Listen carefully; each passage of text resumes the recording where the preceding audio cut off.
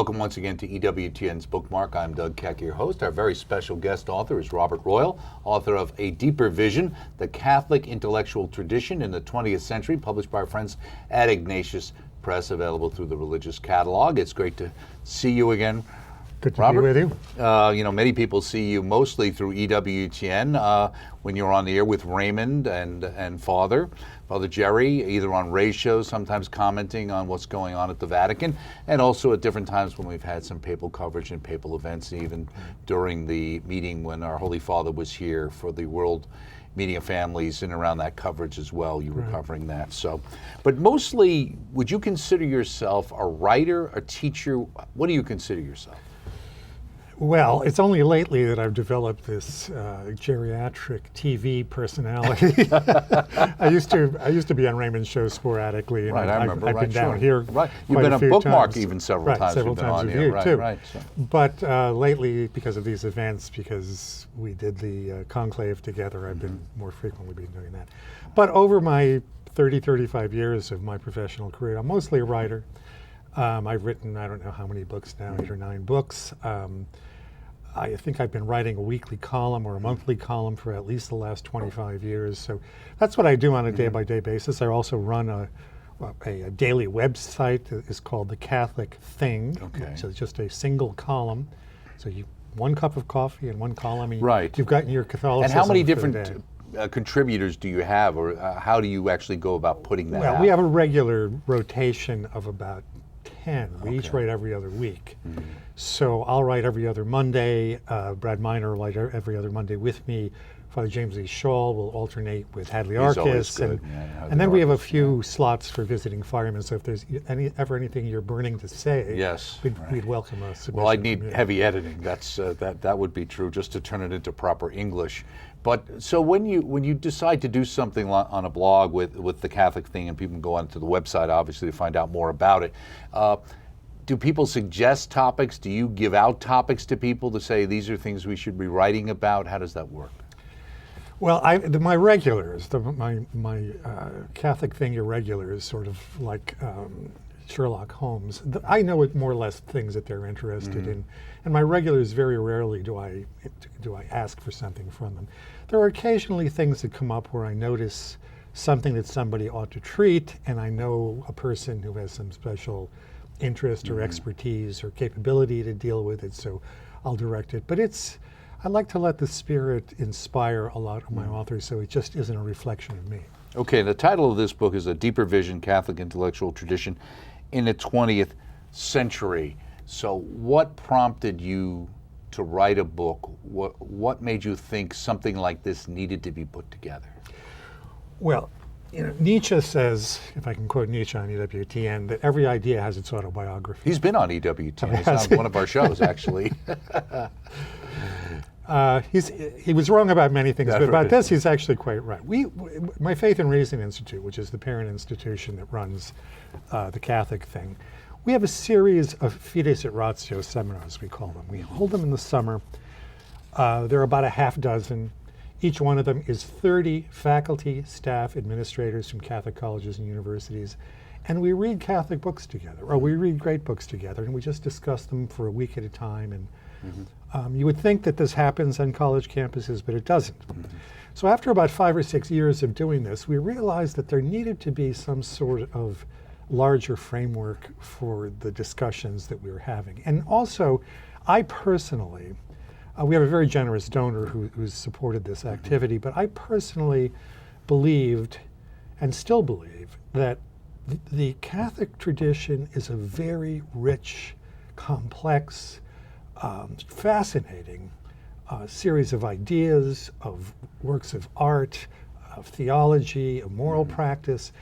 And many people, even many Catholics, are unaware of that. In American culture, as we know, it's very often the thought that Catholics are just sort of fundamentalists because, with the fundamentalists we're against abortion or gay marriage or whatever.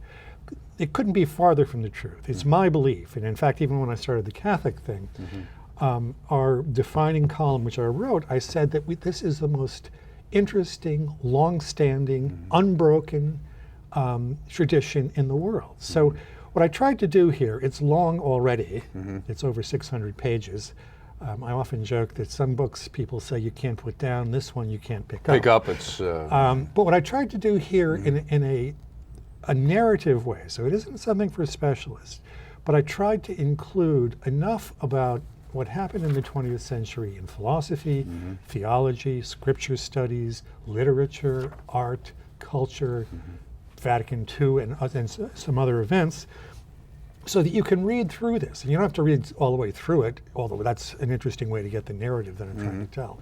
But you can kind of dip in also in certain places and see, what did Jacques Maritain have to say about the philosophical situation in the first half of the 20th century? Why was he so important to the creation of Christian democracy? Why was he so important to the creation of the UN and the EU and other ways that Catholics were central to the history of the 20th century? And even the fact I think you referenced with Jacques Maritain, where he was honored in a secular way, and I think you kind of said, would that happen today? Yeah.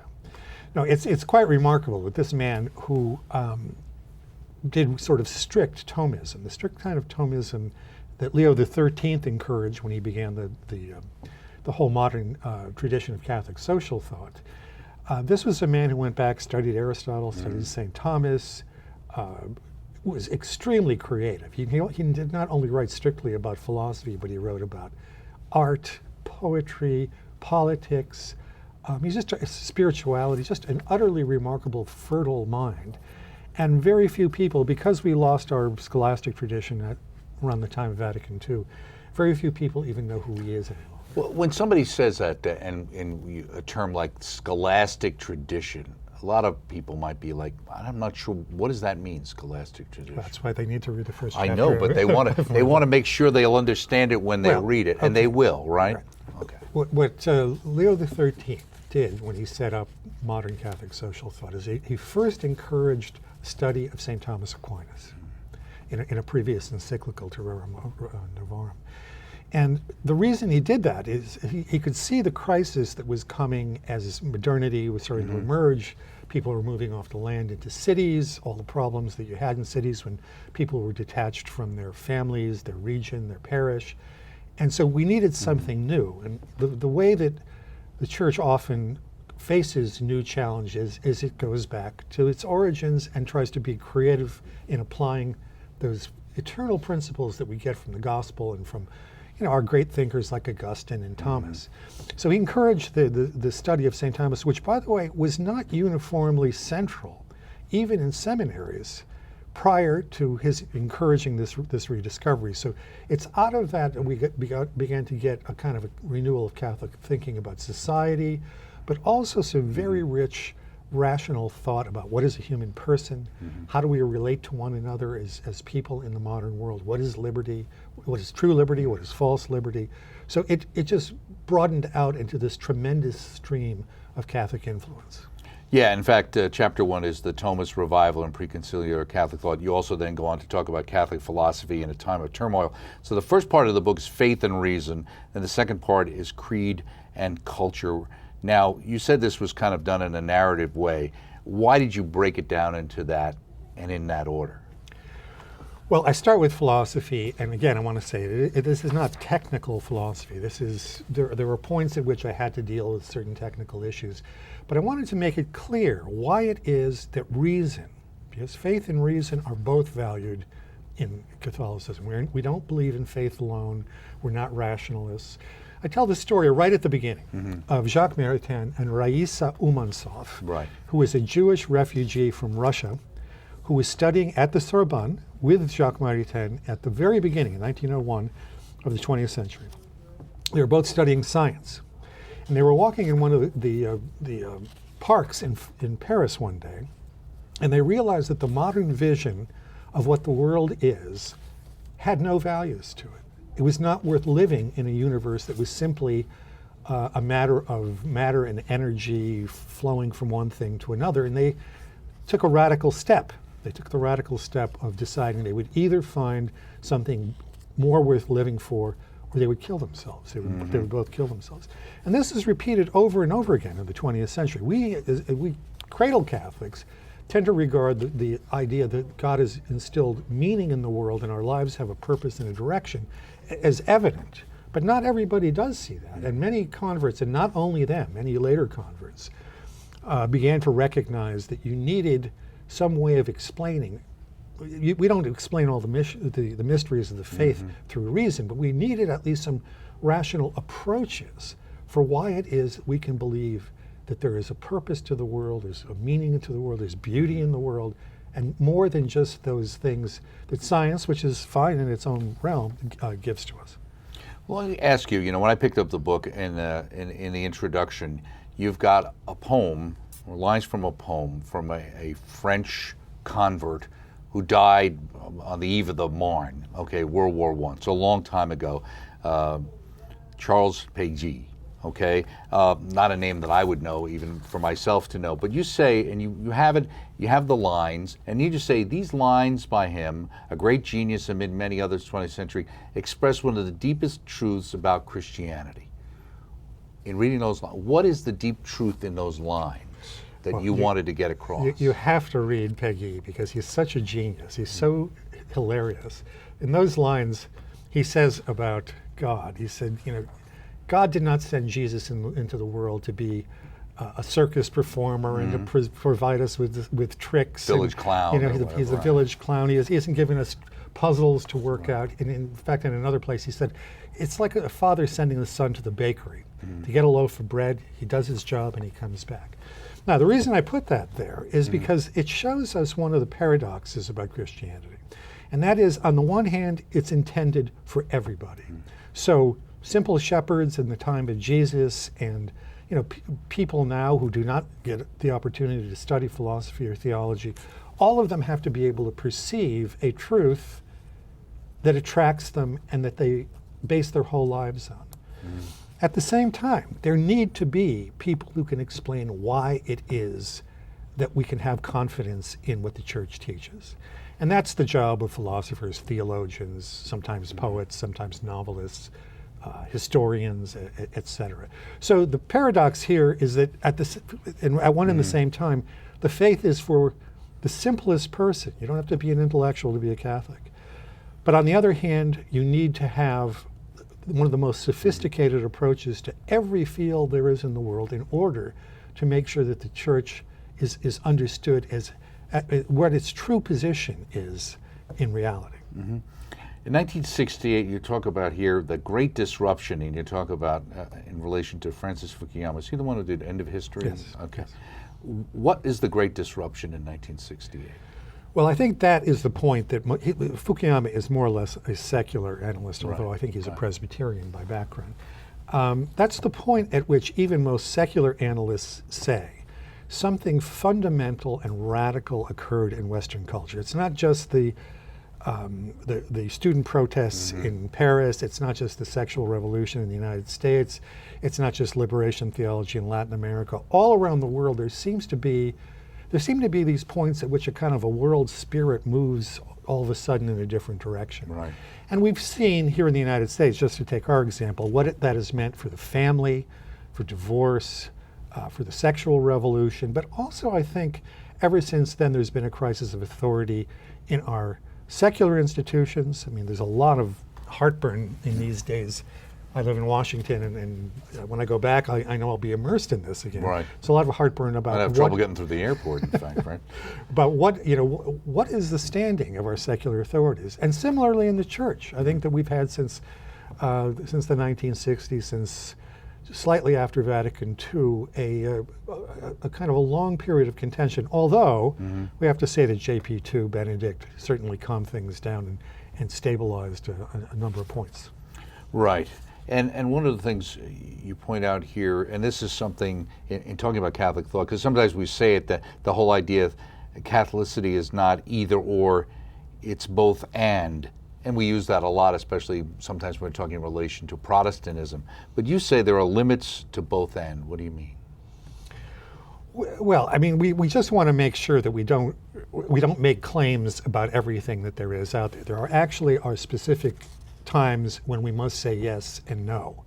As Henri de Lubac said about Vatican II, he said there were many things very good that came out of it, but to preserve the good things, you have to be able to say no to the things that are bad. We don't have an unlimited both and. So there's a process of discernment, a kind of prudence as well as rationality. And you can see it if you go through my book. You can see it in a whole variety of realms that the Catholic faith played out through in the 20th century. Right in the beginning introduction, you talk about paradoxes. You say it, and you talk about Nazism, fascism, and communism. In a sense, you say it's a symptom of this phenomenon. The Catholicism succeeded against the Soviet Union, for example, but a harder time gaining purchase on the open societies of the West. And we see that. It seems like when the church is directly challenged, we do fine. But why is that? Why, if you look at the wasteland of Europe today and see what's left of the church? Well, this is a hard question, and I wrestled with it as I was writing this book. And it comes up in various places, and I try to suggest certain answers to it. But part of the problem is this very insubstantial culture that we have right now. So it's a culture that some people think is a no culture, that we believe that the only values of our culture are to be open to other cultures. Other people have cultures, but our culture is one that is just a kind of an empty sack that receives, and we see this in the debates now about the refugees from the Middle East and whatnot. It seems to me that the basic difference is communism, fascism, Nazism had what John Paul II called a wrong view of the human person. When he wrote Centesimus Annus, he looked back and he said, if you look at this disaster, these world wars, the Cold War, the nuclear arms race, it was because people had a wrong view of the human person. That those three, Nazism, fascism, and communism, had a view of the person as just part of a collective. In other words, the individual didn't count for much. We in the West have the mirror image, where individualism has become so radicalized, and the kind of view of radical autonomy, and then the view that you can't criticize what I do and I can't criticize what you do because you make up your own, the world is meaningless in that kind of scientific view, so you make up your own vision of the universe, and I make up my own vision of the universe. This is the most pernicious problem that we've got to deal with. And to sort this out, there's no easy way to respond to it the way you could say to communism, that's collectivism. You're submitting everybody to the totalitarian regime. When you talk about our kind of modern regimes in the West, it's very nebulous. And although people are very unhappy and very disoriented in it, they don't know where to turn. And this also shows one of the consequences of the crisis of institutions, that even the church doesn't look like it's a strong guide to people. We say here, how does the Catholic Church in the 21st century integrate a renewed emphasis on community and pastoral awareness with the equally important and urgent renewal of firm defense of dogmas in faith and morals? And you go on to say here, Catholicism has never been a mere philosophy, and it is not true to itself, as Anscombe noted, unless it both defines and promulgates its own truths, which shape what it means fully to love God and neighbor. And here is the line that I like. Without those truths, the church becomes something like a doctor who has a good bedside manner but knows little medicine. She can be comforting and pastoral but really can't cure and save. So is our concern is that we tend to shift from one perspective to the other. Maybe some period somebody says, well, gee, we're being too doctrinaire and not pastoral enough, and now we're going to be pastoral again. And instead of bringing it all together and melding it together, it becomes one or the other. Right. Well, obviously with the emphasis on mercy under the papacy of Pope Francis, these sorts of questions are coming to the fore in a very pointed way. What I meant by that doctor image, and it's interesting that Francis himself uses the image of the field hospital. That's true. That's true. Right. And yeah, if you're a field hospital, you go out and you're in the midst of a battle and you're trying to keep people from just dying because of the wounds that they've received. But how do you do that if you don't know what the wounds are? And how do you do it if you don't know? I mean, you can stand there and hold a person's hand while they die, but that's not enough. I mean, I think the church has got to have a much more positive, forward-looking thing. First of all, preventing people from being wounded in the first instance. Right. But when they are wounded, to make it clear why it is that they are in the situation that they're in, and to try to lead them to a place where they're going to be healthier. Right. And sometimes treating people can be painful. They need to go through, you have to treat the wound, etc. Sometimes it feels better to leave it alone, but ultimately it needs to be taken care of. You say for a Catholic account of the Catholic intellectual tradition of the 20th century, something also has to be said about the liturgy. So what does the liturgy have to do with these great authors talking about Catholic traditions? Yeah. Well, I mean, when we talk about those vague and difficult to define elements that are there in human life, the liturgy is the place where it isn't simply that we believe in our minds that the body and blood of Christ are present there and we receive him in the Holy Eucharist and we are united with him in his love for us. It's also the place where we should experience the transcendence that God offers to us. That the world that we're in, which is too much with us because of science and technology, and we all spend so much time looking at TV and computer screens and mobile phones. We need that message from somewhere else, something that doesn't come to us by way of a digital screen. Mm-hmm. And I think that a lot of the trouble about the lack of connection to the church at a local level even has to do with the way liturgies are carried out. When people find themselves seeing something beautiful and profound that connects them with something that is not part of their everyday life. I think one of the mistakes after Vatican II was to think that the way you connect with people is by taking the liturgy down to a mundane level, where in fact I think what the documents in Vatican II meant was to help lift up ordinary people to a better appreciation of the transcendence that exists in our liturgies. So that too is a place where thought, prayer, art, spirituality come together, and I think that's the leverage point at which we're going to either lift ourselves up or it's not going to happen at all. And you say one of the main themes that will emerge later in the text is the cultural situation of an intellectual tradition in an age when the intellect itself has come to be distrusted, partly because of the use that has been made of it. Why is it distrusted? Well, because reason has destroyed itself in the 20th century. It not only destroyed itself by creating movements like Marxism and fascism, et cetera, it also undermined itself. This whole term that we use, postmodernism, in which reason is critical. So it keeps undermining. This is what I was talking about earlier, that our culture thinks of itself as, if it accepts truths, somehow it becomes totalitarian, the way the bad movements of the 20th century were.